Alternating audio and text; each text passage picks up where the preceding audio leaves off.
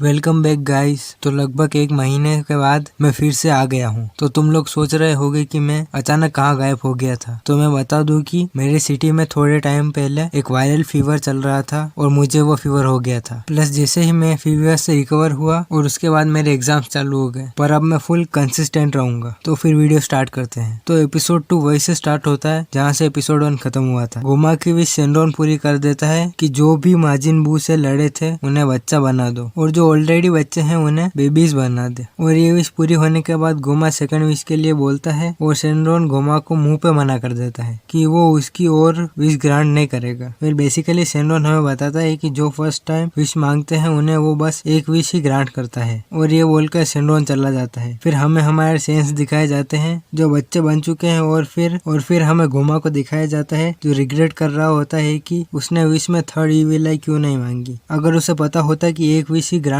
होती तो वो थर्ड इविल आई मांग लेता। फिर गोमा नेवा को बोलता है कि वो डीमन रेम की ड्रैगन बॉल को इकट्ठा करे, जिस पर नेवा कहता है कि उसके लिए गोमा को टामागामी से लड़ना पड़ेगा। तो गोमा कहता है कि जिस तरह से अभी यानी एपिसोड 1 में उसने ड्रैगन बॉल इकट्ठा करी थी उस तरह से फिर से करे, जिस पर नेवा कहता है कि वो same magic multiple time use नहीं कर सकता है। इसके बाद डेगसू बोलता है कि कोई नहीं, अगर हमें थर्ड इविल आई नहीं मिली तो हमारा जो मेन प्लान था हमारे सेंस को बच्चा बनाना वो तो पूरा हो चुका है। फिर ये लोग डीमन रेम के फिर से जाने के लिए निकलते हैं और साथ में हमारे डांटे को ले जाते हैं। हाँ सही सुना, डांटे किडनैप हो चुका है क्योंकि गोमा को लगा कि हमारे हीरोज ड्रैगन बॉल्स फिर से इकट्ठा करके नॉर्मल हो जाएंगे। फिर हम हमारे सेंस वगैरह पर आते हैं और सब कंफ्यूज हो चुके हैं कि सब बच्चे बन गए हैं और जो बच्चे थे गोटेन और ट्रंक्स वो बेबीज बन चुके हैं। फिर हमें मिस्टर सेटन बताते हैं कि सिर्फ वही बच्चे बने हैं और जो स्टाफ है वो नॉर्मल है और गोकू वेजिटा मिस्टर सेटन को पहचान ही नहीं पाते हैं। और दूसरी साइड जहाँ सबकी फटी पड़ी है वही बुल्मा और चीची हैप्पी है कि उनकी स्किन स्मूथ हो चुकी है। और फिर पिकोलो बोलता है कि ये जरूर शेनरॉन का काम है, जिस पर सुप्रीम काय बोलते हैं कि उन्होंने भी किसी की प्रेजेंस फील करी थी टेम्पल में। फिर गोकू वहाँ उड़कर जाने की कोशिश करता है पर क्रैश हो जाता है और ऐसा क्यों हुआ ये समझाने आते हैं हमारे यंग मास्टर रोशी, जो बताते हैं कि गोकू को उसकी इस यंग बॉडी पे कंट्रोल नहीं है इसलिए ऐसा हुआ। फिर हमारे मास्टर रोशी थोड़ी लड़कीबाजी करते हैं। तो फिर अब गोकू उड़ तो नहीं सकता है तो उसे टेम्पल तक सुप्रीम का और किबिटो लेकर जाते हैं और साथ में इनके पिकलो भी आता है। फिर हम सीधा चलते हैं टेम्पल पर जहाँ मिस्टर पोपो ऑलरेडी खड़े थे। वो उन्हें बताते हैं कि डीमन रैम से कुछ लोग आए थे, उन्होंने ये सब बंड खराबा करा, प्लस साथ में वो डांटे को भी किडनैप करके ले गए। और उसी टाइम सुप्रीम का समझ जाते हैं कि क्या हुआ और मिस्टर पोपो ये भी बताते हैं कि एक बंदा तुम्हारे जैसा दिखता था जिसका नाम डेगसू था और सुप्रीम का ये सुनकर शौक हो जाते हैं। फिर किबिटो बताते हैं कि ये डेगसू बंदा असल में सुप्रीम काय का भाई है। और फिर पिकलो भी मिस्टर पोपो के मुंह से नेवा का नाम सुनकर शौक हो जाता है और बताता है कि नेवा एक लेजेंडरी नेमेकियन है जो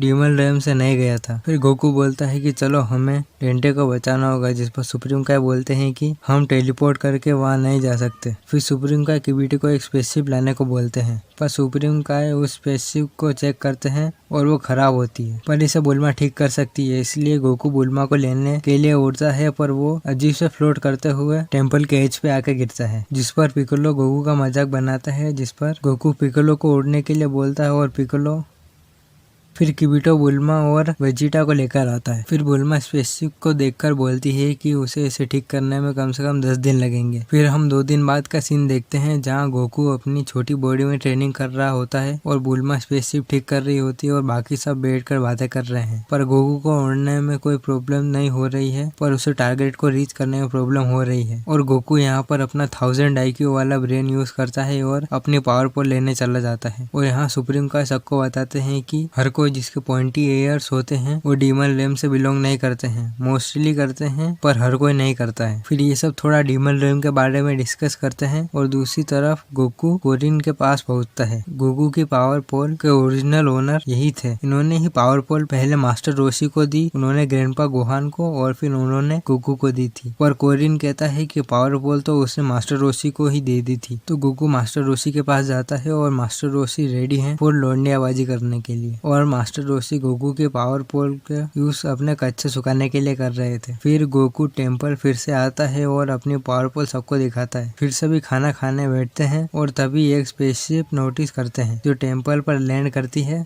और मिस्टर पोपो बताते हैं कि ऐसी ही स्पेसशिप से वो लोग आए थे, बट वो ये भी बोलते हैं कि इसका कलर डिफरेंट है। और उससे एक निकलता है एक बंदा जिसका नाम है ग्लोरिया और वो गोकू को हेल्प के लिए रिक्वेस्ट करता है कि वो ड्रीमल रेल में आए और गोमा को हराए। और सुप्रीम का उससे पूछते हैं कि वो गोकू का नाम कैसे जानता है, तो वो बताता है कि उसे ये ड्रीमल रेल के थर्ड वर्ल्ड के किंग ने बताया है। फिर वेजिटा भी गोकू के साथ आने के लिए बोलता है, पर गोकू और सुप्रीम का जाने को बोलते हैं और वेजिटा किबिटो और बाकी सबके साथ आने को राजी हो जाता है। और फिर ये तीनों निकलते हैं ड्रीमल रेल के लिए और एपिसोड यहीं पर खत्म। वेल तो एपिसोड 2 खत्म और अब एपिसोड 3। तो ये तीनों स्पेसशिप से जा रहे होते हैं और ये प्लेन काफी फास्ट चल रहा होता है क्योंकि ये मैजिकल पावर यूज करके उड़ता है। इसके बाद हमें उस मछली के बारे में बताया जाता है जिसे ये वार्प समा बोलते हैं, जिसे ये रेल्म और वर्ल्ड के बीच में टेलीपोर्ट करने के लिए यूज करते हैं। और फिर ये प्लेन वाटापी पर पहुंचते हैं जहाँ यूनिवर्स 7 के वार्प समा है और सुप्रीम का है। यहाँ की लोकेशन किबिटो को भेज देते हैं और फिर गोकू वार्प समा को गोल्ड फिश बोलकर उसकी लेता है। फिर ग्लोरी वार्प समा से बात करके उसे पहचानने के लिए बोलता है और वो उसे पहचान लेता है क्योंकि उसने अभी अभी ही डीमल रेम से अर्थ पर आने के लिए उसका यूज करा था। फिर वो उसे डीमल रेम का पिन नंबर देता है, पर वो सुप्रीम का किबिटो को भेज नहीं पाते हैं, यानी जो मेन चीज है डीमल रेम में जाने की उनके पास वही नहीं है। फिर ये एक और लोकेशन पर पहुंचते हैं जहाँ इन्हें डीमन वर्ल्ड 1, 2 और 3 में से एक में जाना होता है और ये वर्ल्ड 3 में जाते हैं क्योंकि ग्लोरियो को वर्ल्ड 1 और 2 में जाने की परमिशन नहीं होती है। फिर ये वर्ल्ड 3 में जाते हैं और फिर हमें डीमल रेम के वर्ल्ड 3 दिखाया जाता है जहाँ ड्रैगन्स और फ्लोटिंग वोल्केनो भी होते हैं। फिर गोकू बोलता है कि ये जगह डीमल रेम